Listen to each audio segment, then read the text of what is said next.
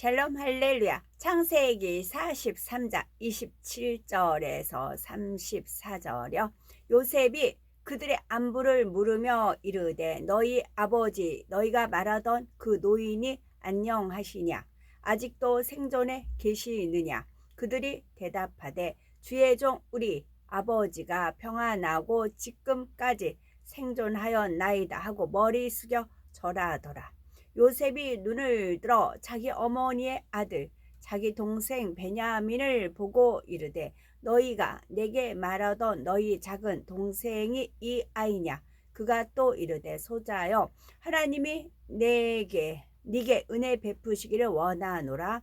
요셉이 아우를 사랑하는 마음이 복받쳐 급히 울 곳을 찾아 안방으로 들어가서 울고 얼굴을 씻고 나와서 그 정을 억제하고 음식을 차리라 하매 그들이 요셉에게 따로 차리고 그 형제들에게 따로 차리고 그와 함께 먹는 애굽 사람에게도 따로 차리니 애굽 사람은 히브리 사람과 같이 먹으며 부정을 입음이었더라. 그들이 요셉 앞에 앉되 그들의 나이에 따라 앉히게 되니 그들이 서로 이상히 여겼더라. 요셉이 자기 음식을 그들에게 주되 베냐민에게는 다른 사람보다 5배나 주매 그들이 마시며 요셉과 함께 즐거워하였더라. 아멘. 양식을 구하기 위해 막내 동생 베냐민을 데리고 다시 애굽으로 온 형들을 만난 요셉은 먼저 아버지 야곱의 안부부터 묻습니다.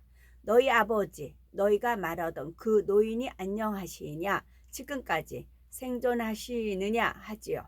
지난번에 형들이 처음으로 양식을 구하기 위해 애굽에 왔을 때 그들을 통해 아버지 야곱이 살아 계시다는 사실을 알았지만 지금은 다시 얼마간의 시간이 지난 후였기에 요셉은 아버지 야곱의 안부가 궁금했던 것이지요.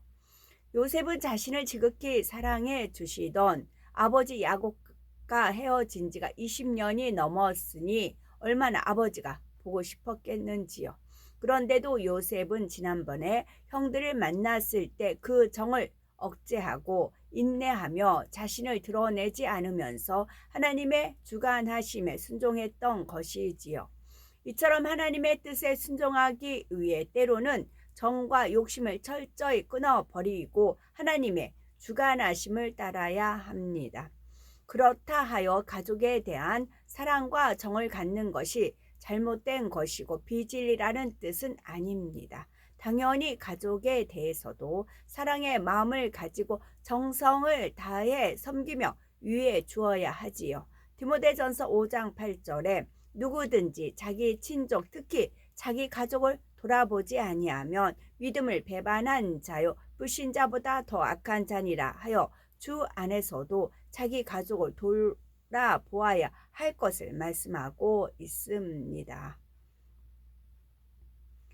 그런데 문제는 하나님의 뜻과 일을 뒤로 하고 육적인 정과 욕심을 먼저 쫓는 데 있다는 거죠. 마태복음 12장 50절에 예수님께서는 누구든지 하늘에 계신 내 아버지의 뜻대로 하는 자가 내 형제요 자매요 모친이니라 말씀하신 대로 진정한 형제와 자매와 가족은 주 안에서 성령으로 하나 된 사람들입니다. 그러므로 육적인 관계에 매여서 하나님의 뜻보다는 육적인 정과 욕심에 이끌린다면 이는 하나님 앞에 합당하지 않은 것이지요. 내 것, 내 가족, 내 사람, 내 편 등 이러한 것들을 먼저 생각하고 쫓는 것은 결국 육적인 정과 자기적인 유익을 구하려는 욕심에서 비롯된 것입니다. 이렇게 육적인 정과 욕심을 쫓는 사람은 하나님 편에서도 믿고 쓰실 수가 없지요. 우리도 과연 범사에 무엇을 먼저 생각하며 무엇을 우선으로 하는지 점검해 보셔야 되겠습니다. 요셉은 아버지 야곱에 대한 마음과 형제들에 대한 마음이 너무나 깊었지만 그럼에도 불구하고 하나님의 뜻을 먼저 생각했고 하나님의 뜻에 순종하기를 원했지요. 그렇지만 가족에 대한 애틋한 마음과 사랑이 변하거나 사라진 것은 아니었기에 형제들을 다시 만났을 때 이처럼 아버지 야곱의 안부를 먼저 물었던 것입니다. 그 무엇보다도 하나님의 뜻을 우선으로 했지만 그러면서도 가족 또한 지극히 사랑했던 요셉의 마음을 이 한마디에서 느낄 수가 있지요. 아버지 야곱의 안부를 묻는 요셉의 질문에 요셉의 형들은 주의 종 우리 아비가 평안하고 지금까지 생존하였나이다 대답합니다. 요셉 즉 애굽의 총리 앞에서 이렇게 자신들을 주의 종이라 말하면서 스스로를 지극히 낮추고 있으며 거듭 머리를 숙여 절을 하지요.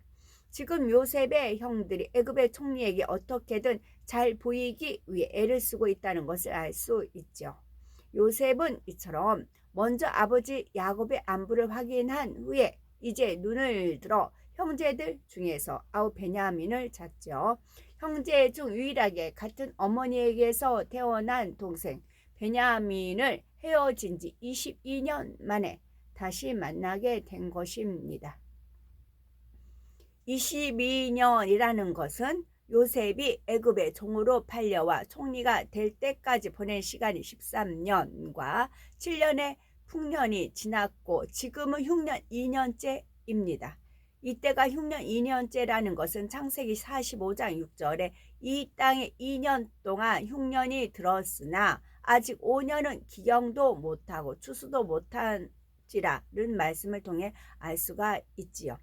이렇게 오랜만에 동생 베냐민을 본 요셉은 그동안 참았던 감정이 폭받쳐 오르며 타는 듯한 마음을 어찌할 줄 몰라 급히 울 곳을 찾아 안방으로 들어가 울지요. 하지만 이것은 서러움의 눈물도 아니었고 단지 감정을 못 이겨서 흘린 눈물도 아니었습니다. 물론 동생에 대한 그리움의 눈물이기도 했지만 그것은 무엇보다도 감사의 눈물이었지요. 동생이 그동안 오랜 세월 형 없이도 잘 자라준 것에 대한 감사였고 그래서 이렇게 다시 만날 수 있게 된 것에 대한 감사였습니다. 이는 곧 하나님께서 동생을 지켜주신 것과 오늘날 이와 같이 다시 만날 수 있도록 역사해 주신 것에 대한 감사였지요. 이처럼 요셉은 모든 상황을 감사의 눈으로 바라보았다는 사실입니다. 요셉은 단순히 결과가 좋을 때만 감사한 것이 아니라 매 순간마다 그 상황을 허락하신 하나님의 선하신 뜻을 헤아리고자 했지요. 그래서 범사에 감사의 조건을 찾으며 모든 것에 감사할 수가 있었지요. 지금도 요셉은 단순히 육적인 감정에서 눈물을 흘린 것이 아니라 이처럼 모든 것을 주관하시고 축복하신 하나님을 먼저 생각하고 감사하는 마음에서 눈물을 흘리고 있었던 것입니다. 그렇다면 우리는 하나님 앞에 과연 어떤 눈물을 흘리고 계시는지요? 감사와 기쁨과 소망의 눈물이신지요? 아니면 서러움과 한탄과 슬픔의 눈물이신지요? 우리가 아무리 하나님 앞에 눈물로 기도해도 그것이 육적인 감정이나 탄식의 눈물이라면 하나님께서는 받으시지 않으십니다. 물론 탄식의 눈물 중에도 회개의 눈물이나 영혼들과 하나님의 나라를 위해서 흘리는 눈물도 있지만 그런 것이 아니라 육적인 슬픔과 서운함, 서러움 등으로 인한 눈물이라면 하나님 앞에 같이 있는 것이 될 수가 없답니다. 어떤 분은 눈물을 펑펑 쏟으며 회개한다고 말은 하지만 정녕 마음 중심에서는 돌이키지 않는 경우도 있지요. 따라서 눈물 자체가 중요한 것이 아니라 눈물에 담긴 의미가 중요하다는 사실입니다. 또한 똑같은 감사와 기쁨의 눈물이라도 그 안에 담긴 마음의 농도는 믿음의 분량과 마음을 영으로 이룬 정도에 따라 다 다르지요.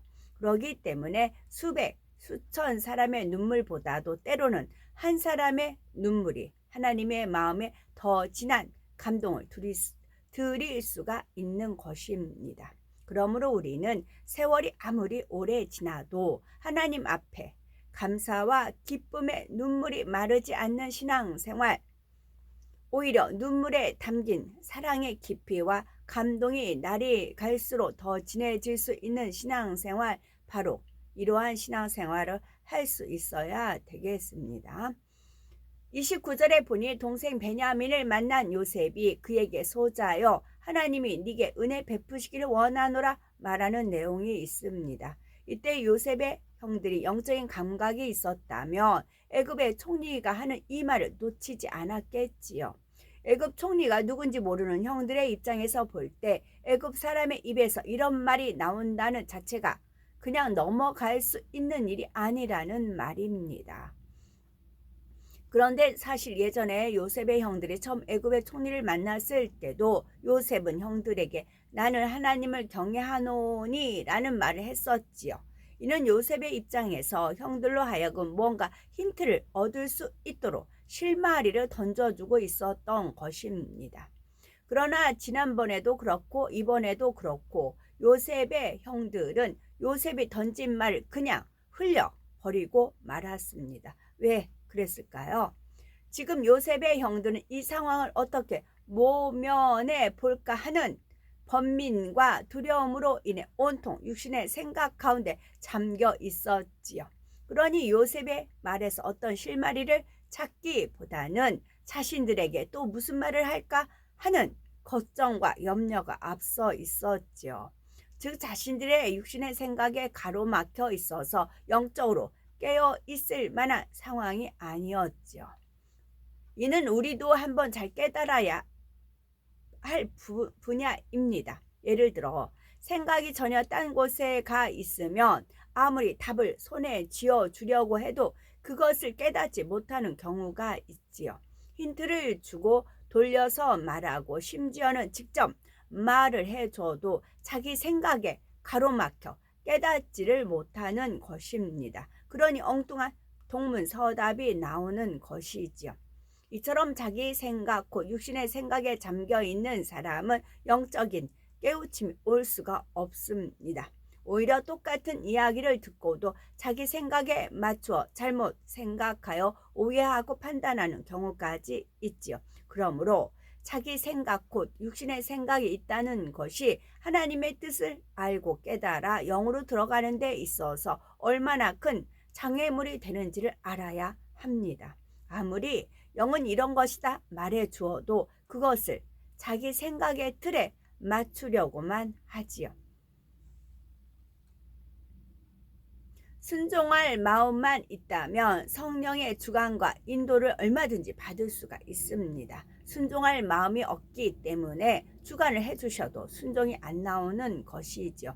하나님의 뜻을 알면서도 결국 자기 뜻과 유익을 쫓는 것입니다. 그러나 순종해 드릴 마음 자세가 되면 하나님의 뜻이 어디에 있고 원하신 바가 무엇인지를 파악할 수가 있답니다. 이는 사람과의 사이에서도 마찬가지입니다. 상대방의 말에 순종할 마음이 있다면 상대방의 의중도 깨달을 수가 있지요. 뭘 원하는지, 왜 그런 말을 하는지 이런 것들도 느껴지는 것입니다.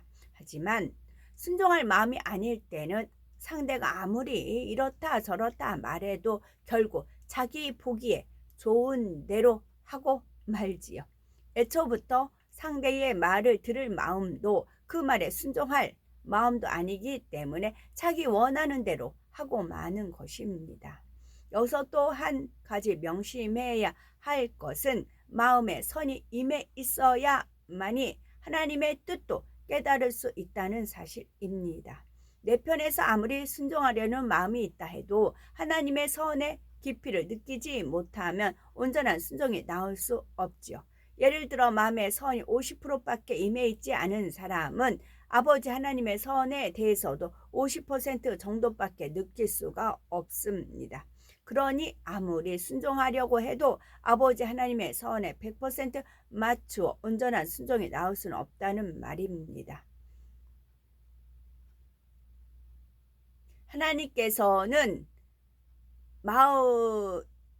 바로 이처럼 마음을 헤아려 순종할 수 있군을 찾으십니다. 물론 순종하려는 마음이라도 있는 사람과 아예 순종할 마음이 없는 사람 중에라도 당연히 순종할 마음이라도 가진 사람이 훨씬 낫지요. 그러나 온전한 순종이 되려면 아버지 하나님의 마음을 헤아려서 순종해야 되는 것이고, 아무리 순종하려는 의욕이 앞선다 해도 하나님의 뜻을 헤아리지 못하면 오히려 누가 되는 경우도 있습니다. 그러므로 온전한 순종을 하려면 우리가 그만큼 아버지 하나님을 닮은 선의 마음을 이루어서 아버지 하나님의 선하신 뜻을 깨닫고 헤아릴 수 있어야 하는 것이죠.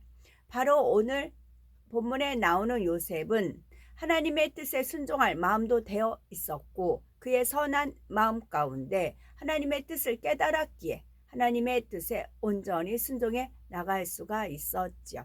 자기 보기에 좋은 방법을 취해 나갔다거나 꼭 이렇게까지 해야 할까 하며 아직 때가 되기 전에 자신의 정체를 밝혔다면 하나님의 뜻과 섭리는 온전히 이루어질 수가 없었을 것입니다. 그토록 보고 싶던 동생 베냐민까지 만나게 되었으니 이제 이쯤에서 내 정체를 밝혀도 되겠지, 이런 생각을 할 수도 있는 상황이었지만 요셉은 타는 듯한 정을 억제하면서도 끝까지 하나님의 주관하심에 순종했지요. 따라서 우리도 과연 내가 얼마나 하나님의 주관하심에 순종하기 위해 인내하고 오래 참았는지 돌아보아야 되겠지요. 우리 편에서 마음이 조급하지는 않았는지, 시간이 지나면서 두 마음을 품지는 않았는지, 자신이 정한 때에 맞춰 행해 나가지는 않았는지, 바로 이런 분야들을 점검해 보시기 바랍니다. 현실은 너무 더디고 어려운 것 같아 보인다 해도 하나님의 주관하심에 순종하려는 사람은 하나님의 정하신 때가 오기까지 잠잠히 참고 인내하며 기다림으로 결국은 열매를 따게 된다는 사실입니다. 요셉 역시 하나님께서 정하신 때를 기다리기 위해 정을 억제하고 다시 형제들 앞에 나와 그들과 함께 식사를 하게 되지요. 그런데 이때 32절에 보면 그들이 요셉에게 따로 하고 그 형제들에게 따로 하고 배식하는 애굽 사람에게도 따로 하니 애굽 사람은 히브리 사람과 같이 먹으며 부정을 입음이었더라 했습니다. 요셉은 윗사람이니 따로 음식을 차려드리는 것이 당연한 일일 수 있지만 요셉의 형제들과 배식하는 애굽 사람들에게 각각 따로 음식을 차린 이유는 그런 것이 아니었지요. 그것은 바로 애굽 사람들은 히브리 사람과 같이 먹는 것을 부정하게 여겼기 때문입니다. 우리는 이 장면을 통해 요셉이 애굽에서 어떤 마음과 행함으로 그들과 화평을 이루며 살아갔는지를 깨달아 볼 수가 있습니다. 이것이 무슨 말이냐면요, 요셉이 히브리 사람이라는 사실은 이미 애굽 사람들도 다 알고 있습니다. 그런데 요셉은 애굽의 총리로서 막강한 권세를 가진 사람이었지요. 그러니 애굽 사람은 요셉이 히브리 사람인 것을 알지만 그를 차별하여 음식을 함께 먹지 않을 수도, 그렇다고 함께 먹을 수도 없는 난처한 상황일 수밖에 없었습니다. 만약 애굽 사람들이 요셉이 히브리 사람이라 하여 그와 함께 음식을 먹지 않으려 했을 때 요셉이 그들의 행동을 못마땅하게 여겼다면 요셉과 애굽 사람들의 사이는 불편할 수밖에 없었겠지요. 그런데 지금 요셉을 시중드는 애굽 사람들이 요셉과는 음식을 따로 차렸을 뿐만 아니라 히브리 사람인 요셉의 형들과 음식을 따로 차렸다는 것은 요셉이 이러한 차별적인 행동을 인정해주고 있었다는 사실을 말해줍니다. 즉 요셉은 자신의 권세를 가지고 애굽 사람들이 지키려는 이러한 간섭까지 억지로 무시하지 않았다는 말이지요. 요셉이 만약 자신을 섬기는 애굽 사람들에게 나도 히브리 사람인데 너희들이 어찌 내 앞에서 히브리 사람을 차별할 수 있느냐 하며 그들에게 억지로 히브리 사람인 형들과 함께 먹도록 시켰다면 과연 어떻게 되었겠습니까? 요셉의 권세가 두려워서 요셉 앞에서는 그처럼 차별하지 않을 수도 있지만 애굽 사람들의 마음에는 점점 요셉에 대한 반감이 자랐을 것입니다. 그러나 요셉은 그렇게 하지 않았지요. 그들의 간섭이나 종교적인 규례까지도 존중하며 인정해 주었습니다. 하지만 그러면서도 요셉은 하나님을 믿는 사람으로서 결코 하나님을 성케 하는 일이나 그들의 종교와 타협하는 일은 하지 않았지요. 다만 요셉은 이방인들 가운데 살아야 하는 상황에서 자기 권세를 앞세워 그들의 관습과 규례를 무시하거나 그들로 하여금 자신이 섬기는 하나님을 억지로 믿도록 강요하는 행동은 하지 않았습니다. 그렇기 때문에 요셉은 애굽의 총리를 하면서도 늘 그 나라 사람들과 화평을 이루었고 그들로부터 어떠한 시기나 질투, 미움 등의 공격을 받지 않을 수가 있었던 것입니다. 물론 요셉은 이방인 중에 살면서도 늘 자신의 삶을 통해 하나님께 영광을 돌리며 하나님의 전지전능하심을 나타내 보였습니다. 그래서 애굽 사람들도 요셉이 믿는 하나님을 인정했고 요셉의 말도 전적으로 신뢰하며 따랐던 것이죠. 그러나 만약 요셉이 선지자의 사명을 띠고 애굽 땅에 살아계신 하나님을 전해야 했다면 당연히 그는 어떤 것도 두려워하지 않고 담대히 하나님을 선포했을 것입니다. 하지만 지금 요셉의 사명은 그런 것이 아니고 또 애굽에 하나님을 전해야 하는 상황도 아니었기에 요셉은 그들과 부딪히지 않으면서 화평을 이루었지요.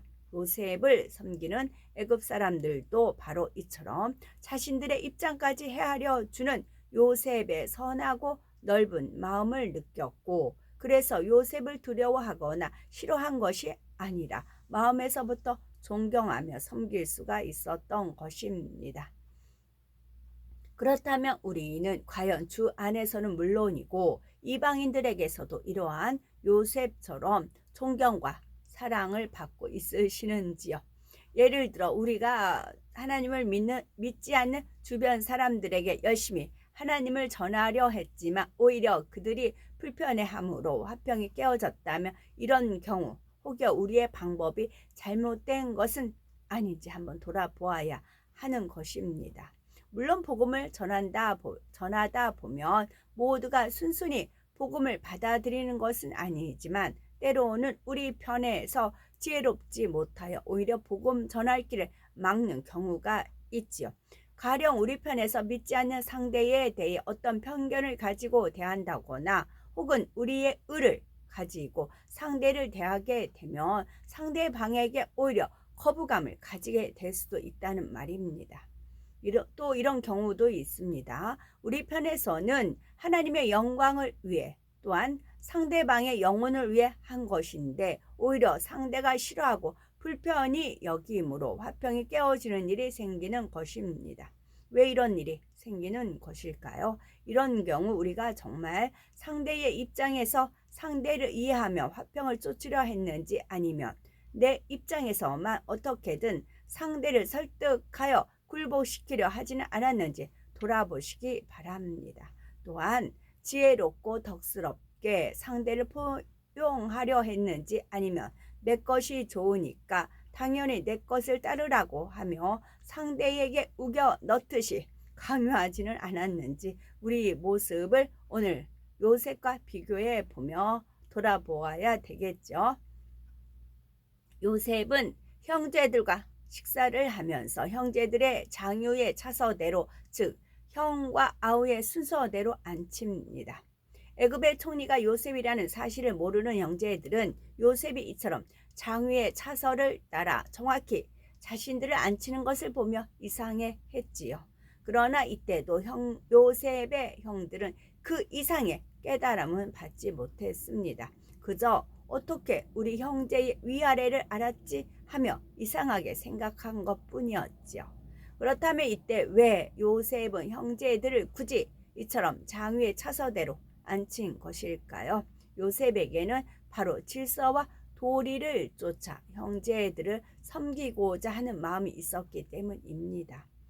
자신의 동생 베냐민만 가까이 두고 또 자신과 그래도 관계가 좀 나았던 형들을 자신의 가까이에 둔 것이 아니라 정확한 질서와 도리를 쫓아 섬겼던 것입니다. 요셉은 형들에게 어떠한 감정도 없었기에 이처럼 섬김의 마음으로 행했던 것입니다. 그런데 34절에 보면 요셉이 자기 식물을 형제들에게 줌에 있어서 베냐민에게만 5배나 더 주는 것을 볼 수가 있죠. 요셉은 왜 그랬던 것일까요? 베냐민에 대한 편애 때문이었을까요? 아니면 어떤 영적인 의미가 있을까요?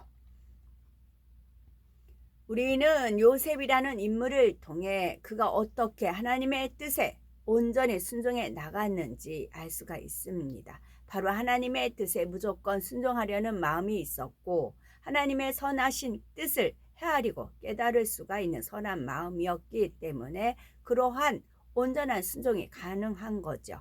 또한 그가 어떻게 애굽 사람들 가운데 살면서도 그들과 화평을 이뤄갈 수 있는지 알았습니다. 바로 덕스러운 마음과 섬김의 마음이 있었기 때문이었고 그는 오히려 애굽 사람들로부터 존경과 사랑을 받을 수가 있었지요. 이 밖에도 요셉을 통해 본받아야 할 많은 영적인 부분이 있습니다. 그리고 우리는 야고보서 1장 23에서 25절에 누구든지 도를 듣고 행하지 아니하면 그는 거울로 자기의 생긴 얼굴을 보는 사람과 같으니 제 자신을 보고 가서 그 모양이 어떠한 것을 곧 잊어버리거니와 자유하게 하는 온전한 율법을 들여다보고 있는 자는 듣고 잊어버리는 자가 아니요 실행하는 자니 이 사람이 그 행하는 일에 복을 받으리라는 말씀대로 들은 말씀을 꼭 행하는 우리가 되셔서 영육 간에 넘치는 축복을 받는 우리가 되어야 되겠습니다. 아멘.